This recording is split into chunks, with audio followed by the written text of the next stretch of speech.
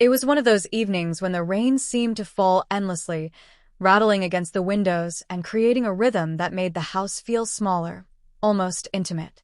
I was sitting at my desk in my bedroom, my laptop open, papers scattered around me, and my reading glasses perched on my nose. My phone was on speaker, and I was in the middle of a very intense, personal conversation with my doctor. It wasn't about anything dramatic or life-threatening, but it was private. Extremely private. I had been dealing with a small but embarrassing health issue for weeks, and I had finally worked up the courage to talk openly with my doctor about it. My voice was low, my tone hushed, and I had locked the bedroom door earlier just to make sure I wouldn't be interrupted. Or so I thought. Halfway through explaining something deeply personal, I heard the unmistakable sound of my bedroom door creaking open. I turned, startled, and there he was, my son, Ethan, standing in the doorway holding a half-eaten apple, eyes wide, looking concerned. "Mom, are you okay?" "I heard you talking weird," he said, stepping into the room before I could respond. I froze. Not because anything bad was happening, but because the timing was absolutely terrible. I had just said a very awkward sentence into the phone, the kind of thing you never want your child to hear.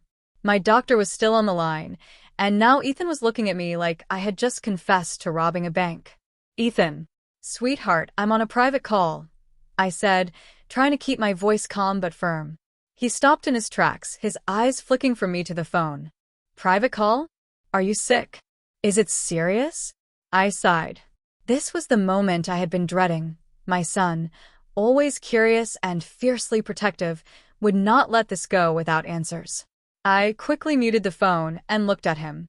"No, it's not serious. But it's something that's just for me to talk about." "Okay."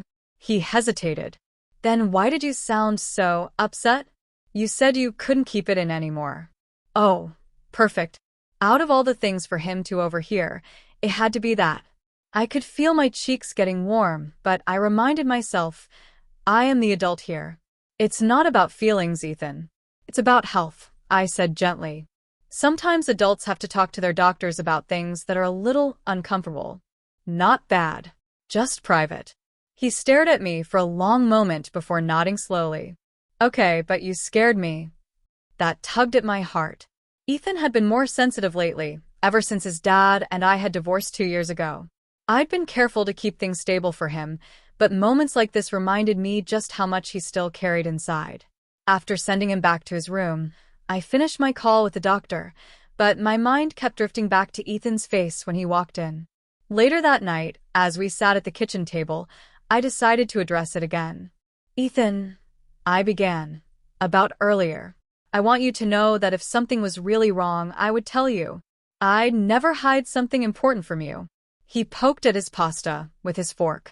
I don't like feeling left out, especially when it sounds like something's wrong."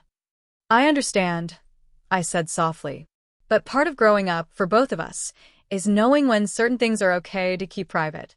I promise I'm fine, and I promise you're safe." His eyes softened, and for the first time in a while, he smiled. "Okay, Mom. "I trust you." It wasn't a grand, dramatic ending, but it was an important one. That night reminded me that privacy and trust have to coexist in a family. And sometimes, even the most uncomfortable moment can lead to a deeper understanding.